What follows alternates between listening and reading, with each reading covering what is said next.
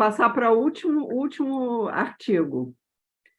Então, vou chamar agora o artigo Amazônia Azul sob uma perspectiva econômica. Contribuição de programas estratégicos brasileiros. Vai ser apresentado pela Ana Carolina Aguilera, mas também tem a autoria do Iago Albuquerque e Renan Carelli. Olá, boa noite a todos. Oi. Estão conseguindo me ver? Sim, Ana, tudo certo. Tá. Então, vamos lá. Eu vou começar, então, minha apresentação. Boa noite, então. Eu sou Ana Carolina Negrete, sou professora de Economia da Escola Naval. Então, primeiramente, quero agradecer aí o convite da professora Lia para participar desse evento, agradecer também à Rede ProRio. Então, assim, todos esses logos da minha apresentação, na verdade, para mostrar um pouquinho da minha trajetória, né, acadêmica, profissional. Eu fui graduada em Ciências Econômicas pela UERJ, fiz mestrado na UERJ também, e a partir daí, o doutorado, o pós-doc, eu fiz no Instituto de Economia, na UFRJ, quando então eu fui aluna da professora Lia. Bom, então eu estou aqui para apresentar o artigo Amazônia Azul sob uma perspectiva econômica, contribuições de programas estratégicos brasileiros. Então, esse artigo foi elaborado, né, em parceria, em coautoria com os guardas Marinha Iago Abreu e o guarda-marinha Carelli. Na verdade, esse trabalho resultou do trabalho de conclusão de curso deles, né? Então, eles não puderam estar presentes porque estão participando de um evento em função lá do navio Escola Brasil. Então, assim, o que é importante eu falar primeiramente, né? Que eu me sinto muito grata, porque a gente vai passando um pouquinho de conhecimento desde a minha época do doutorado, e agora eu vou passando adiante para os meus alunos. Então, esse tema, né? Eu vou passar aqui para o próximo slide. Vocês estão conseguindo ver e ouvir?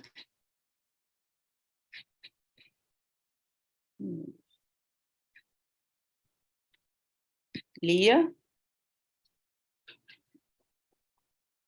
Lia? Ana, estou escutando tudo. Oi, estava me ouvindo? Desculpa, Estou, está parei tudo certo. aqui. Tá, desculpa, vamos lá, peraí. Vou de novo. Está tudo certo, só que eu fiz com o dedinho e você não viu. Eu não vi que eu tirei a câmera aqui para poder visualizar melhor a minha parte. Então, vamos lá.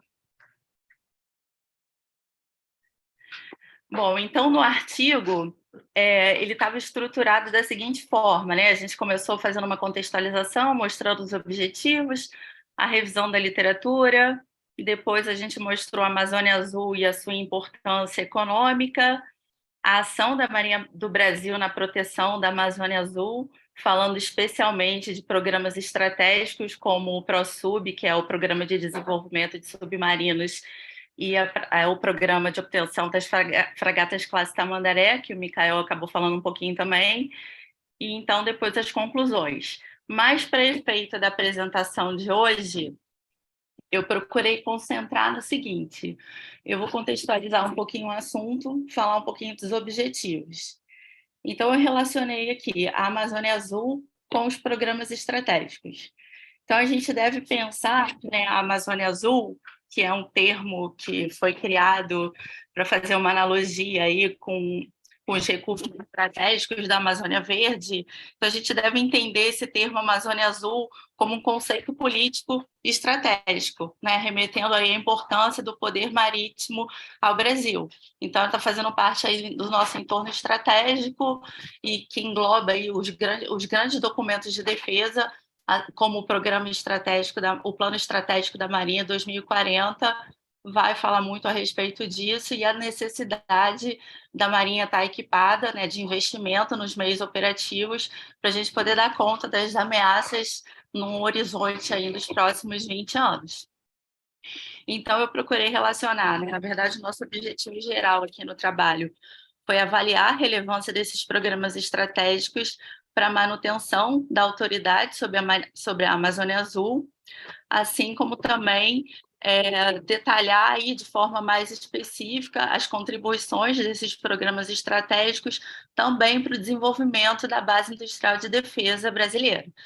Então, a gente mexe um pouco naquele modelinho lá da Tríplice Hélice, em que a gente vai falar da importância de juntar a indústria, o governo, a academia, para que no enfoque sistêmico a tal base industrial de defesa consiga funcionar de forma mais plena. Então, basicamente, a nossa motivação, né, a relevância dessa pesquisa é conscientizar a sociedade sobre a importância, né, da Amazônia Azul, sobre a importância da economia do mar, sobre a importância de toda essa discussão da defesa nacional, e que mesmo em momentos de crise, da relevância da gente investir nos meios operativos para proteger, nesse caso específico do trabalho, né, a Amazônia Azul, que é um patrimônio que é com muitas riquezas naturais e que gera uma cobiça aí de várias nações. Bom, então, já que eu estou falando um pouquinho do PEN 2040, ele, na verdade, é o Plano Estratégico da Marinha, que é um documento muito relevante. Ele vai inserir, ele está, na verdade, alinhado com a Constituição, e ele vai apresentar orientar o desenvolvimento integrado e harmônico das atividades nacionais, visando o emprego efetivo, racional e pleno do mar e das águas interiores em prol dos interesses nacionais. Então, na verdade, o PEN 2040, ele fez uma análise das possíveis ameaças para o desenvolvimento e segurança nacional, né, colocando aí motivações ambientais para a estruturação futura da força. Então, aí, se a gente quiser relacionar, né, com a parte da economia do mar, a gente vê uma série de itens aí, como pesca, questões ambientais, recursos naturais, que estão aí mais intimamente ligados. Fazendo um paralelo com a base industrial de defesa. Então, o Livro Branco de Defesa Nacional, que é mais um documento importante na área de defesa, um documento oficial, né, de Estado, ele vai definir essa base como um conjunto de instituições, de organizações, na verdade, estatais, privadas, civis, militares, que realizam pesquisa, produção, manutenção, reparação aí de produtos de defesa. Então, esse conceito ele é bem sistêmico. Então, essa divisão que eu apresentei, na verdade, a base industrial de defesa brasileira está dividida nesses segmentos. Eu destaquei o segmento plataforma naval militar, que também é chamado, né, de segmento naval da BIT, que dependendo do trabalho a gente pode encontrar como uma indústria naval aí de defesa. Então, eu destaquei esse item, primeiro porque no passado eu tive a oportunidade de trabalhar, de fazer um mapeamento específico desse segmento, né? Então, foi um trabalho assim, conjunto do IPEA, eu era representante do IPEA, no caso, e juntamente vinha um representante do Ministério da Defesa, tinha um representante da indústria, que era a BDI, e a partir daí a gente tentava fazer um mapeamento, coletar dados primários para entender um pouquinho mais das empresas que atuam nessa base dessa base, né, de defesa, quais eram os principais obstáculos, quais eram os principais pontos fortes. E, assim, de forma bem resumida, os grandes obstáculos eram a falta de garantia de demanda militar.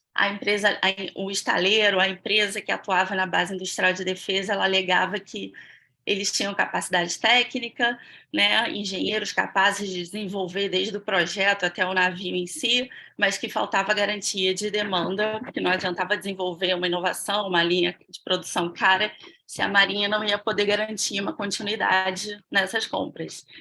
E, ao mesmo tempo, a Marinha também não pode dar essa garantia, porque ela está submetida a um problema maior em termos de restrição de orçamentos e tal. Então, esse era um ponto aqui fortemente levantado por essas empresas. Bom, então, falando especialmente nos programas estratégicos que a gente destacou aqui, então, a gente tem, de um lado, o Programa de Desenvolvimento de Submarinos, que é o PROSUB. Então, esse programa ele já está mais avançado, né, porque ele é resultado de um acordo que foi assinado lá em 2008 entre o Brasil e a França. Então, na verdade, é para desenvolver 4 submarinos convencionais, mais um submarino convencional de propulsão nuclear, e também não apenas os submarinos, como toda uma estrutura em termos de de uma base naval, de toda uma estrutura metálica ali na região de Itaguaí. Em contrapartida, a gente tem também o programa As Fragatas Classe Tamandaré, né, que é uma coisa mais recente, mas que também a ideia é construir esses 4 meios na base desses 4 navios em território nacional, como o Michel já citou também. Então, assim, qual seria a relevância, né, desses programas estratégicos para a indústria naval de defesa, para a economia como um todo, né, se a gente fosse destacar mais isso? Então, seria a possibilidade aí de nacionalização de sistemas de defesa, desenvolvimento de sistemas de uso dual, geração de empregos diretos e indiretos, desenvolvimento de capacidades de apoio logístico das empresas da base industrial de defesa. Então, de forma bem resumida, eu destaquei alguns pontos. E nas conclusões, tentando relacionar tudo, né? A economia do mar, a base industrial de defesa e os programas, a gente constatou, né? Claro que o próximo já está bem desenvolvido e as fragatas ainda estão bem em andamento, mas que o principal objetivo desses programas, eles vêm sendo atingidos, que é o aumento da capacidade operacional da Marinha do Brasil e, consequentemente, né, a razão principal, que é a capacidade de dissuadir interesses escusos e de proteger as águas sob jurisdição brasileira. Sob o ponto de vista econômico, a gente vê aí uma influência direta na economia do mar e na base industrial de defesa, o arrasto tecnológico, né, proporcionado pelo desenvolvimento, pelo aprimoramento desses programas em todo o processo de construção, de desenvolvimento, contribuem aí nas devidas proporções, né, para elevar o nível de ciência, tecnologia e inovação no Brasil, e focando especialmente no Rio de Janeiro, uma possibilidade real, aí, né, concreta de um cluster tecnológico naval de defesa. Tá, então, esse foi a princípio que eu preparei aqui para apresentar. Fico à disposição. Obrigada, Ana. Nada. Pelo tempo também. Está todo mundo ótimo nos seus tempos. Foi de acordo. Foi perfeito. Então, estou abrindo para perguntas, né? Uhum. Quem deseja fazer perguntas, foram citados o Michael, o Paulo Vitor. Vocês querem conversar? Paulo Vitor. Eu só ia comentar que não é por acaso que os nossos temas são parecidos. Eu cheguei a ser aluno também da Escola Naval. É Antes de mesmo? fazer... sim, eu fiz a prova para o Corpo de Bombeiros, eu ainda estava no Colégio Naval. Eu entrei em 2011, me formei em 2013. Cheguei a estudar na Escola Naval em 2014, aí depois me convocaram, eu vim para a carreira de oficial do Corpo de Bombeiros. Hoje eu trabalho com as embarcações. Nós temos embarcações que atuam combate a incêndio, salvamento, né? Aqui pela área da Baía de Guanabara, mas assim, pelo estado inteiro nós temos embarcações. Legal, nossa, Essas muito bom, afinidades. parabéns. Não, a gente vai encontrando todo mundo aqui. Eu estava vendo aqui, tem um artigo também da Manon, que também é do meu grupo de pesquisa lá da Escola de Guerra Naval. O professor Tauan Santos, que foi meu orientador de mestrado, né? A gente meio que, todo mundo, né, pesquisa coisas assim, parecidas, né? Muito legal. Verdade.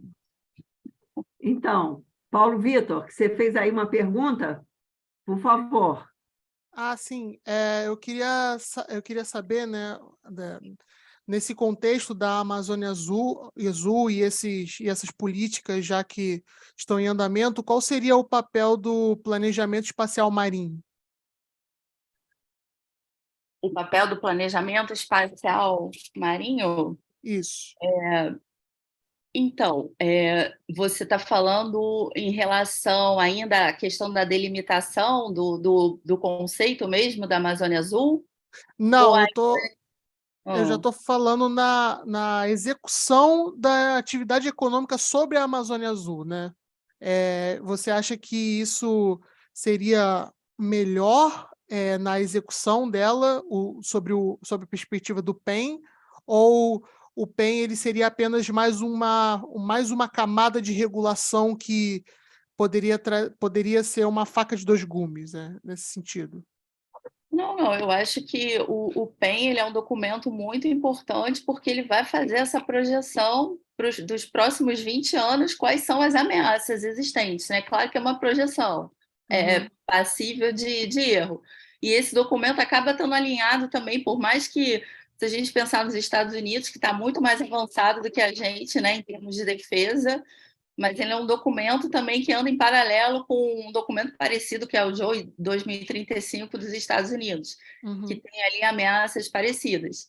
Então, acho assim, tem todo um alinhamento dos principais documentos de defesa, né, desde a Estratégia Nacional de Defesa, que é um marco para poder falar dos programas estratégicos, né? Depois o livro branco, que vai dar uma transparência aí para a sociedade do que as Forças Armadas fazem, como é que os gastos são realizados, né? Toda aquela discussão dos gastos em defesa para o desenvolvimento tecnológico, para as externalidades, para o transbordamento da economia como um todo.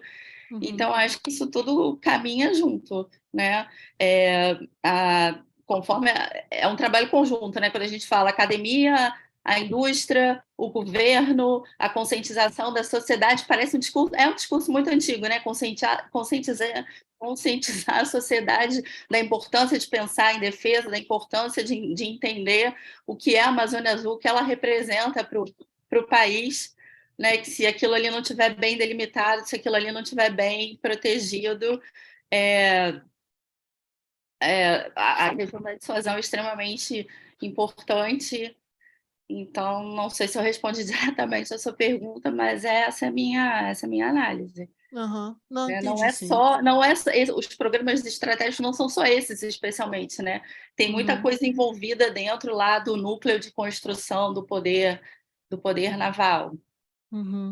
Posso Pode, contribuir um pouquinho? claro.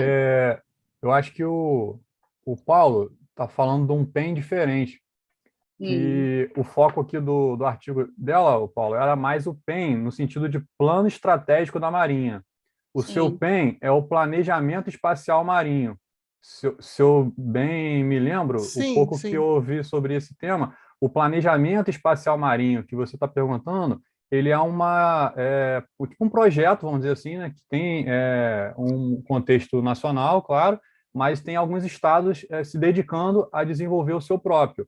Se eu não me engano, aqui no Rio de Janeiro a gente está em processo de, como se fosse assim, comparando, né, o tema da Amazônia Azul com o planejamento espacial marinho. A Amazônia Azul seria talvez, né, o conjunto todo, né, dos recursos, de todas as possibilidades, e esse planejamento espacial marinho, vamos supor que estivéssemos tratando aqui da área do Rio de Janeiro, seria assim, vamos lá, essa área aqui vai ser explorada pelo petróleo. Então, essa parte aqui vai ser pelo turismo. Aquela parte ali vai ser pela pesca. É mais ou menos isso, não é, Paulo? Então, é só uma pequena correção, é que, assim, o PEN, eu sei que não é o mesmo PEN, eu só queria saber mesmo a contextualização desse PEN da estratégico com o planejamento espacial, a confecção do planejamento espacial marinho. Mas, nesse caso, o PEN, o planejamento espacial marinho, né, ele não é de atribuição estadual, ele é de atribuição federal. Ele é uma atribuição federal, porque, afinal, quem regula de maneira intensiva os mares e oceanos do Brasil é a Marinha. Né? Sim, mas então, por isso que quando você falou planejamento espacial marinho dentro do meu conhecimento, eu pensei diretamente nessa questão da demarcação. Né? Sim, que não são linhas, não é física, são linhas fictícias. Por isso, justamente, o perigo, né? Por isso, justamente, a preocupação. Sim. É que, na verdade, a minha pergunta era mais uma questão de indagar esse mais um papel de regulação que teríamos com o planejamento espacial marinho, né? Porque o oceano no Brasil ele não tem um órgão regulador próprio.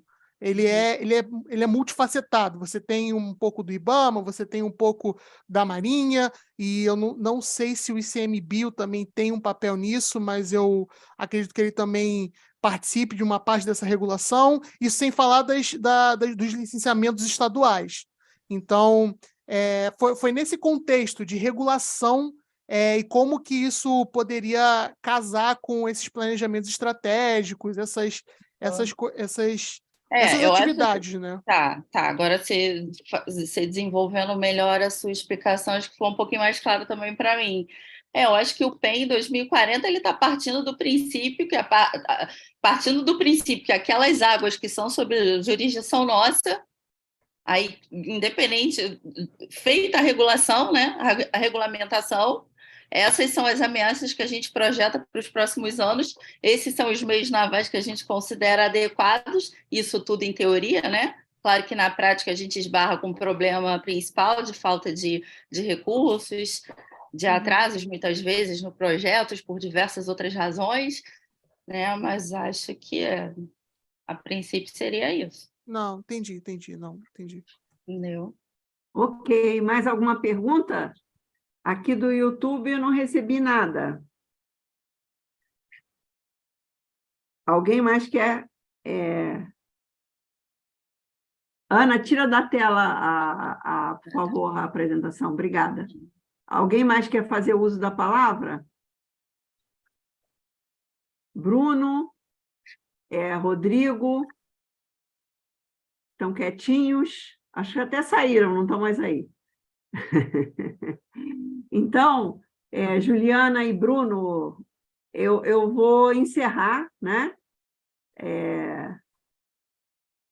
E agradecer a todos pela excelente colaboração, não só com os artigos, mas também com hoje a apresentação, e eu espero que a gente tenha estimulado a leitura do nosso número especial, número 24 da Caderno de Desenvolvimento Fluminense. E esperar que outros autores se estimulem para fazer novas apresentações ao Caderno de Desenvolvimento Fluminense, que o que nós precisamos são artigos. Então, desejar boa noite. Se alguém quer mais fazer uso da palavra? Sim, professora, só um momento. Em relação àquela questão do planejamento espacial marinho, só contribuir, né? A superintendência aqui no estado do Rio de Janeiro, né? A Superintendência da Economia do Mar da Secretaria de Desenvolvimento Econômico, Energia e Relações Internacionais.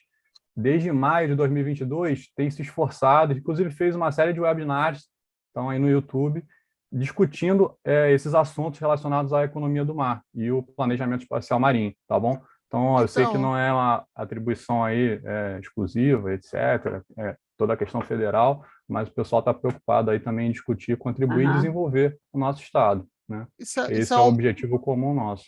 Bem colocado, Michael, mas é que, assim, desde o começo desse ano, a superintendência ela virou uma secretaria, eu trabalho nela, é a Secretaria de Energia e Economia do Mar.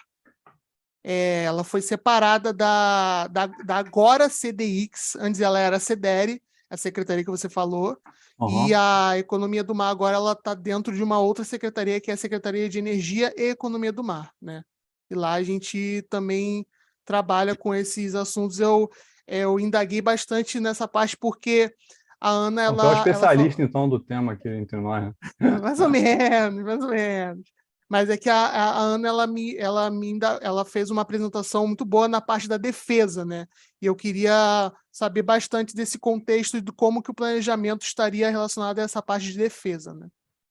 Ah, ótimo. Eu fiquei com essa pulga atrás da orelha porque eu acompanhei os webinars, né, que vocês fizeram lá em 2022. E aí isso me lembrou agora. Mas, pô, tá ótimo, tá de parabéns. Ótimo trabalho. Bacana. Então, Paulo, posso falar um pouquinho ainda para fechar? Claro. Então, Paulo, justamente, eu sou especialista na parte mesmo de economia de defesa, né? Minha grande participação, assim, minha grande experiência ao longo do doutorado e do pós-doc, que foi todo voltado para a defesa, e principalmente para esse meu trabalho que eu citei do mapeamento da BID brasileira, especialmente no segmento naval, né? Então, na parte de economia do mar, na parte de Amazônia Azul, estou começando agora também nessa linha, e a minha grande motivação foi justamente os guardas marinhos, os trabalhos deles de conclusão de curso, que foram justamente nessa área, né? E aí a gente fez aí um esforço conjunto e foi bem gratificante para estimulá-los na área de pesquisa, em termos de conscientização, né, da sociedade sobre esse assunto, e temos muito que aprender ainda, os especialistas do tema. Flávio. Não, só uma contribuição, né? Na verdade, uma contribuição instigando um pouco aí o debate, né? Porque falar em economia do mar e falar em Amazônia Azul é exatamente pensar a biodiversidade marinha imensa que o Brasil tem, né? Uma costa enorme, né? Que tem que ser protegida mesmo, exatamente, e que tem que merecer exatamente essa questão espacial, um zoneamento econômico-ecológico, entendeu? Porque tem áreas mais sensíveis, às vezes as áreas mais sensíveis elas são áreas que poderão produzir uma quantidade de riqueza muito maior em termos de biodiversidade marinha, porque são áreas de corais, etc., que você tem que exatamente criar proteção. E aí, como compatibilizar isso tudo, né? Porque você vai ter, a gente vai ter, já tem, né, diversos instrumentos que visam ali criar zoneamentos marinhos, né, do subsolo marinho. Então, tem a avaliação ambiental de área sedimentar lá, que é prevista por portaria interministerial, que visa mapear o subsolo marinho em relação a áreas aptas à exploração de petróleo, não aptas, e áreas que poderão ser exploradas, né? Áreas sob moratória, enfim, são várias classificações. Nós temos aí, o Paulo Vitor falou muito bem, não sabia se o ICMBio, o ICMBio tem atribuição também sobre o mar, no que diz respeito às unidades de conservação marinha, né? Então, abrolhos e suas zonas de amortecimento. Então, é uma gama de desafios, né? Que é conciliar a defesa, conciliar esse riquíssimo patrimônio, né? Conciliar a preservação e conciliar o desenvolvimento econômico. Efetivamente, a gente está falando de proteção da Amazônia Azul, tanto a Amazônia Verde quanto a Amazônia Sul são patrimônios nacional com uma riqueza imensa em termos de biodiversidade, água, de qualidade, enfim, e que deve reverter em favor do brasileiro, que a gente já tem que gerir, né, para não exaurir e não deixar que façam besteira também, né, poluam e etc., para a gente ter qualidade de vida. Inclusive, do ponto de vista como a Juliana muito bem expôs aí, de captura de carbono, né, a gente pensar assim em termos do que isso pode representar de útil, né, para a qualidade de vida e serviços ambientais que têm que ser remunerados, né? E aí a gente fala de crédito de carbono, a gente conseguir sequestrar carbono, o Brasil tem que ser remunerado por isso. Não adianta o pessoal fica lá na Europa, tem que preservar a Amazônia, etc., mas então preserva aqui, contribui aqui com os serviços ambientais que a gente está oferecendo para o mundo inteiro, né? Esse negócio aí da economia do mar vai suscitar muita bagunça em relação à regulamentação ambiental. Sim, né? Com certeza. Porque todas as questões que estão sendo... O próprio petróleo, né, em águas submarinas, já suscita algumas questões ambientais bem complicadas, né? Sim. Temos um aluno lá nosso, né, Flávio, falando sobre como é que é? Esqueci o nome agora, mas almoxarifados, né? Os almoxarifados. Almoxarifados submarinos de resíduos da perfuração do petróleo, que estão suscitando algumas questões ambientais, né? Agora temos a questão da perfuração do petróleo lá na região sedimentar, né? Da Foz do Amazonas, também suscitando, inclusive, derrubada de ministérios. Mas, enfim, a briga vai ser grande, mas é uma perspectiva interessante, né? Essas estratégias de desenvolvimento da economia do mar. Aqui mesmo na nossa live, tivemos várias possibilidades e dicas, né, para o planejamento estratégico do Estado do Rio de Janeiro. Então, eu acho que nós cumprimos com a nossa missão colaborando, tá? Muito obrigada.